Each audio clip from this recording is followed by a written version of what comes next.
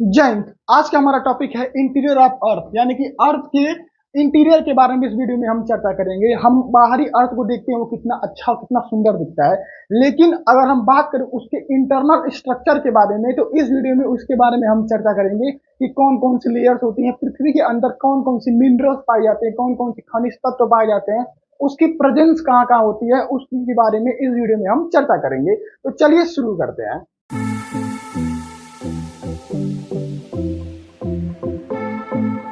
आपको अर्थ दिख रहा है, अगर अर्थ को हम खींच के तोड़ते हैं तो देखिए ये कई भागों में बढ़ जाएगा। इन्हीं भागों को इंटरनल स्ट्रक्चर ऑफ अर्थ कहा जाता है।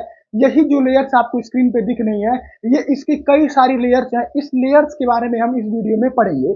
तो देखिए अब करते क्या है, जो ये इमेज है इसको हम खींचते हैं और वो कुछ इस तरीके से बन जाएगा, और इस इमेज को हम क्या करेंगे, इस बोर्ड पे बनाएंगे ताकि आपको समझने में अच्छा रहे।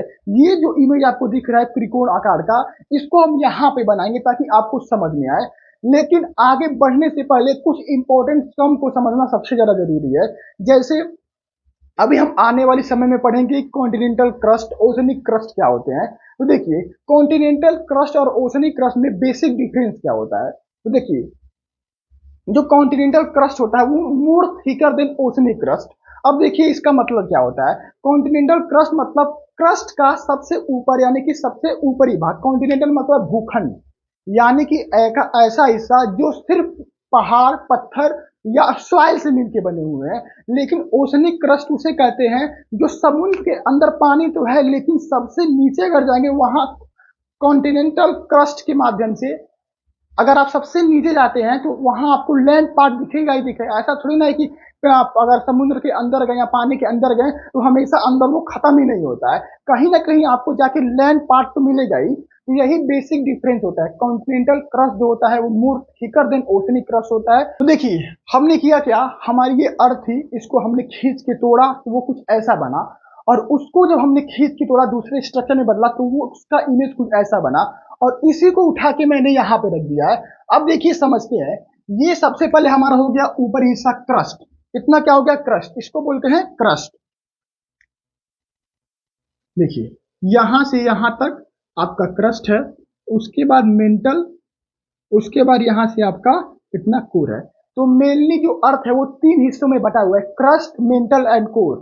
सबसे पहले 0 किलोमीटर, 0 किलोमीटर जिसपे हम लोग रहते हैं, अर्थ का जो बाहरी स्ट्रक्चर है जिसपे आम आदमी या जितनी भी चीजें हैं संसार में उसी पे बसी हुई है, और वो ग्रेविटी के कारण वो खिंची हुई है ताकि हर कोई उससे चिपका हुआ है।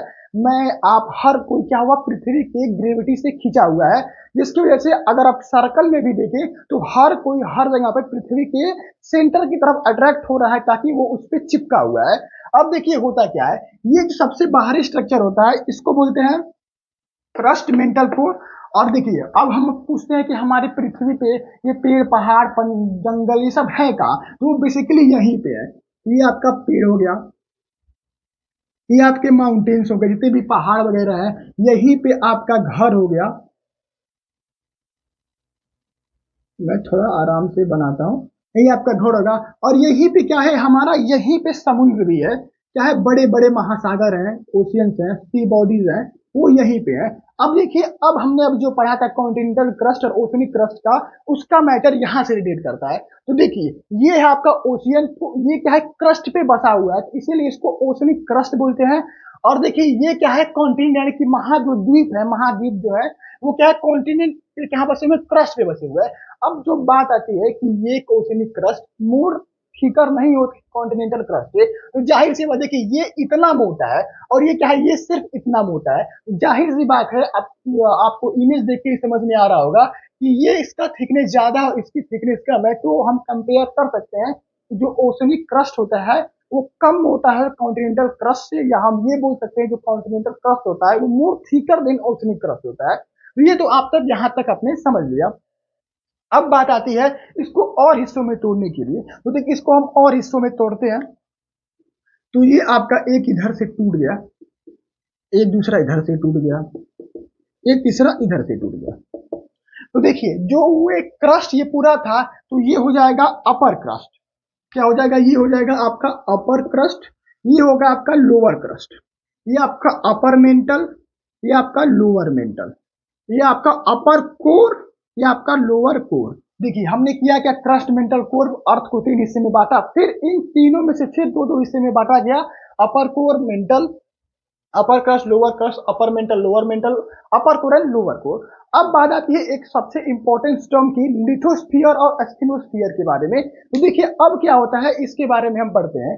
तो देखिए ओशनिक क्रस्ट, ये वाला हिस्सा, upper crust and lower crust, upper mantle और लोअर मेंटल मिला को एक अलग बॉडी बनाई जाती है। उसमें हम क्या समझते हैं, देखिए तो एक और स्ट्रक्चर यहां से जनरेट हुआ, एक नया स्ट्रक्चर, उसको हम इसको आगे बढ़ा देते हैं समझने के लिए, और इसको भी हम आगे बढ़ा देते हैं, इसको लेके आते हैं यहाँ पे, और इसको सिर्फ आगे हम ले जाते हैं समझने के लिए यहाँ पे। देखिए अब इसको आप एक समझिए, एक हिस्सा है, क्रस्ट और मेंटल को एक समझिए, दोनों क्या है एक हिस्से में। अब ये फर्दर फिर एक हिस्से में डिवाइड होता है, वो क्या होता है यहां से। अब देखिए जो ऊपरी वाला हिस्सा है, ये वाला हिस्सा, इसको क्या बोलते हैं हम, इसको बोलते हैं लिथोस्फीयर। इसको क्या बोलेंगे, लिथोस्फीयर।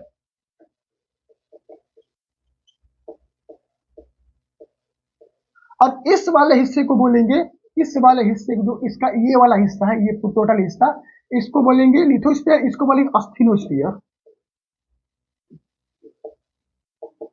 अस्थिनोस्फीयर, इस वाले हिस्से को लिथोस्फीयर, इस वाले हिस्से को अस्थिनोस्फीयर। अब देखिए है इसके अंदर के मटेरियल्स के बारे में कि आखिर अंदर पृथ्वी के अंदर है क्या। वॉल्केनो आता है, पेट्रोलियम, गैस, जितनी भी चीजें हम लोग निकालते हैं वो क्या है, अंदर से आती है, यानी कि पृथ्वी के अंदर से आती है। लेकिन वो पाई कहाँ जाती है, क्योंकि जब हमने अर्थ को डिवाइड किया, फिर उसके फर्दर पार्ट्स को दो हिस्से में डिवाइड किया, तो हर एक लेयर में कुछ ना कुछ चीजें तो मिलती होंगी। ये जाहिर सी बात है, हर लेयर में कुछ ना कुछ चीजें मिलेंगी। अब किस लेयर में कौन सी चीजें की एक्सेस मात्रा में है, यानी कि उसकी मात्रा वहां ज्यादा है, उसके बारे में देखते हैं। लेकिन उसके पहले हम उसके मटेरियल्स के बारे में देख लेते हैं कि अर्थ के इंटीरियर के हर लेयर में मटेरियल कैसा है, यानी कि जो भी मेटल है, कोई कोई भी पदार्थ वहां है, वो किस फॉर्म में है, सॉलिड है, लिक्विड या गैस है, इसके बारे में हम सबसे पहले देख लेते हैं। तो देखिए जो सबसे ऊपरी हिस्सा, हम अपने घर आसपास भी देखते होंगे, जो सबसे ऊपरी हिस्सा आपके खेत खलियान, वो क्या है, क्रस्ट का सबसे ऊपरी हिस्सा ही तो है, जहाँ खेती होती है, जहाँ पहाड़ है, जंगल है, नदियां हैं, तो उसका हो गया सबसे ऊपरी पास। अब लेकिन हम चलते हैं सबसे पहले ये वाले हिस्से पे। तो ये क्या होता है, बेसिकली रिजिड होता है। क्या होता है, रिजिड या सॉलिड रॉक्स होते हैं। रिजिड ना कहते हैं, हम बोले सॉलिड रॉक, सॉलिड मतलब एक कठोर पत्थर। तो इसमें जो चीजें होती हैं, इसमें जो चीजें, ये इसको क्या होते हैं, सॉलिड रॉक्स, सॉलिड रॉक्स। उसके बाद आता है आपका सेमी सॉलिड। उसके बाद क्या होता है, ये वाले हिस्से में जितनी चीजें, इस वाले अपर मेंटल में वो होता है semi, semi solid. Semi solid मतलब चिपचिपा। अभी हम देखेंगे यहाँ क्यों रॉक्स है, यहाँ क्यों सेमी सॉलिड है, और नीचे चल के क्या होगा। उसके बाद आपका आता है रिजिड, रिजिड। उसके बाद अपर कोर का जो मेटल है वो क्या है आपका, लिक्विड, लिक्विड। और जो नीचे का है ये क्या है आपका, सॉलिड।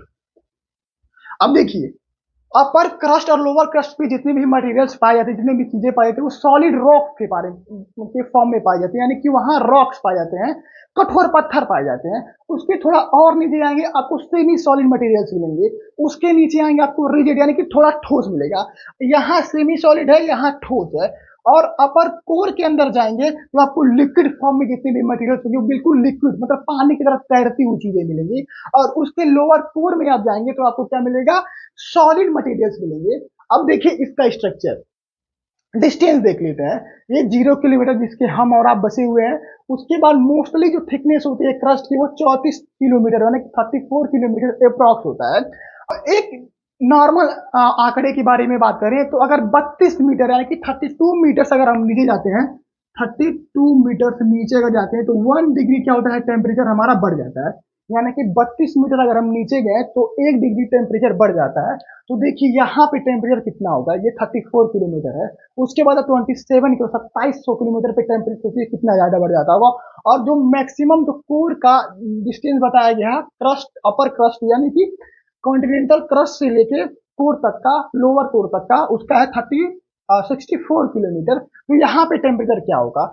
अब सबसे पहला क्वेश्चन आपके दिमाग में ये आता है कि इसकी नेचर्स के फॉर्म में, यानी कि मटेरियल्स के नेचर के फॉर्म में, कि क्यों यहाँ सॉलिड रॉक है, क्यों यहाँ सेमी सॉलिड, क्यों यहाँ लिक्विड है, कोई रिजिड है, क्यों सॉलिड है। तो देखिए यहाँ आता है फिजिक्स का एक सबसे अच्छा कॉन्सेप्ट। क्या था? एक सबसे अच्छा कॉन्सेप्ट आता है, देखिए प्रेशर के बारे में, प्रेशर और टेम्परेचर ग्रेडियंट्स के बारे में, कैसे प्रेशर टेम्परेचर को ओवरकम करता है और कब टेम्परेचर प्रेशर को ओवरकम करता है। तो देखिए यहाँ जितने भी मटेरियल है यहाँ, क्योंकि अगर हम 0 किलोमीटर से 34 किलोमीटर जाएं तो टेम्परेचर ज्यादा नहीं बढ़ेगा, मतलब बढ़ेगा लेकिन उतना ज्यादा ना बढ़ेगा कंपेयर टू कोर के माध्यम, क्योंकि हम यहाँ 34 किलोमीटर पे हैं। तो यहाँ क्या होता है, जितने भी चीजें होती है वो सॉलिड फॉर्म में बनती है। प्रेशर किसी भी चीज मटेरियल को सॉलिड में कन्वर्ट करता है। क्या होता है? सॉलिड में कन्वर्ट करता है। तो यहाँ पे जितनी भी चीजें हैं वो सॉलिड फॉर्म में होती हैं। लेकिन अगर उसके बाद हम नीचे जाएंगे अपर मेंटल में, इस वाले हिस्से में जाएंगे तो क्या होगा, जितनी भी मटेरियल होती है सेमी सेमी सॉलिड के फॉर्म में होती है, यानी कि वो चिपचिपी पदार्थ होती है। अब यहाँ पे प्रेशर ओवरकम करने लगता है टेम्परेचर को, यानी कि टेम्परेचर के ऊपर प्रेशर अब हावी होने लगता है। तो क्या होता है, मटेरियल धीरे धीरे सेमी सॉलिड यानी कि चिपचिपी होने लगती है।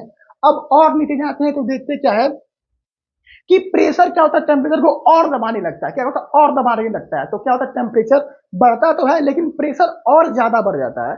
आप मेरे कहने का मतलब ये समझिए कि इसका मतलब ये नहीं कि टेम्परेचर कम हो जाए, टेम्परेचर भी बढ़ रहा है लेकिन प्रेशर उससे ज्यादा बढ़। अब प्रेशर बढ़ कैसे रहा, तो देखिए हम अर्थ के इतने ऊपर लेयर पे, इतने मोटे लेयर पे हैं और हम कहीं यहाँ पे हैं। अर्थ का इतना भार हमारे ऊपर है, तो जाहिर सी बात है जितने जो प्रेशर है, जितने जो वेट है, वो जाहिर सी बात है उस मटेरियल पे क्या होता है, प्रेशर डालेंगे। तो क्या होगा, टेम्परेचर तो बढ़ रहा है लेकिन प्रेशर उससे ज्यादा बढ़ रहा है। तो होगा क्या, यहाँ चीजें सॉलिड फॉर्म में कन्वर्ट होना चालू कर जाएंगी। तो यहाँ जितनी भी चीजें होंगी लोअर मेंटली वो रिजिड फॉर्म में होती है, यानी कि वो ठोस होती हैं। क्या होती है? रिजिड मतलब ठोस होती हैं।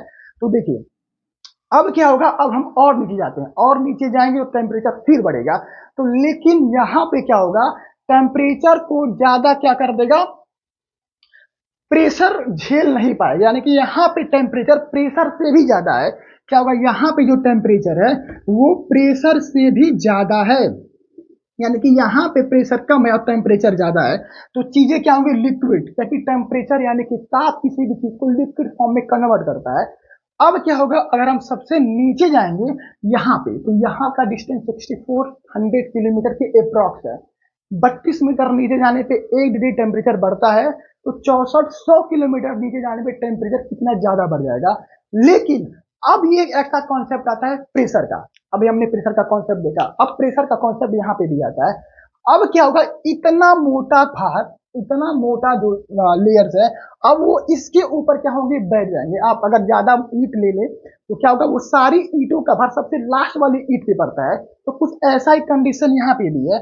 इसमें क्या है, टेम्परेचर तो ज्यादा है लेकिन प्रेशर उससे भी ज्यादा है। और प्रेशर आ क्यों रहा है, इसकी वेट के कारण। क्या होगा, इतना मोटा लेयर क्या है पृथ्वी का, इसके ऊपर पड़ा हुआ है, यानी कि ईट का 10-15 लेयर एक सिंगल ईट पे पड़ा हुआ है। तो अगर आप उसको निकालना चाहें नीचे से तो जल्दी निकलता नहीं है। तो वही सेम फिनोमेना यहाँ भी है, टेम्परेचर तो ज्यादा है बट लेकिन इस पे प्रेशर उससे भी ज्यादा है। तो प्रेशर क्या करता है, किसी भी मटेरियल्स को क्या करता है, वो सॉलिड फॉर्म में कन्वर्ट करता है।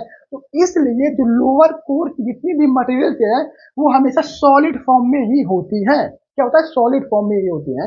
लोअर कोर की जितने भी मटेरियल्स है वो सॉलिड फॉर्म में इसलिए होती हैं क्योंकि प्रेशर ओवरकम कर देता है टेम्परेचर को, यानी कि प्रेशर ज्यादा है टेम्परेचर से, जिसके कारण वहां पे मटेरियल सॉलिड फॉर्म में पाई जाती है। क्योंकि प्रेशर किसी भी वक्त, प्रेशर किसी भी मटेरियल्स को सॉलिड फॉर्म में कन्वर्ट करता है। तो ये था कंप्लीट इंटीरियर ऑफ अर्थ के बारे में। अब जो हमारा दूसरा वीडियो इस पे आएगा वो शॉर्ट फॉर्म में आएगा कि कौन से मटेरियल्स किस लेयर में सबसे ज्यादा पाए जाते हैं, यानी कि होल अर्थ में कौन से मटेरियल्स पाए जाते हैं और क्रस्ट में कौन कौन से मटेरियल्स पाए जाते हैं, क्योंकि वो एग्जाम्स में जरूर पूछता है।